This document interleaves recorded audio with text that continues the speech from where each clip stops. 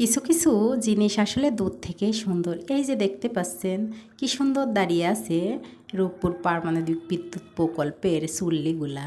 এগুলা দেখতে দূর থেকে কিন্তু অনেক সুন্দর। এখন কিন্তু অনেকে এগুলা দেখতেও আসে, যেহেতু এগুলা দেখতে ভালো, অনেকেও কিন্তু দূর দূরান্ত থেকে এই চুল্লিগুলা বা ব্রিজ ঘুরতে আসেন, দেখতে আসেন, বেশ ভালোই লাগে। আর আমরা যারা রূপপুরের আশেপাশে বা রূপপুরে বাস করি, তাদের যে কি সমস্যা তারাই শুধু এখন বুঝতে পারছে। এগুলা দিনে তো বিকট শব্দ হচ্ছে, রাত্রে যে শব্দ হচ্ছে তাতে মনে হচ্ছে ঢাকাতে যে স্কুলের ওপর বিমানটা দুর্ঘটনা ঘটলো, মাঝরাতে যখন এটার বিকট শব্দ হয় তখন তো মনে হয় ঘরের ছাদটা বুঝি গায়ের উপর এই ভেঙে পড়লো।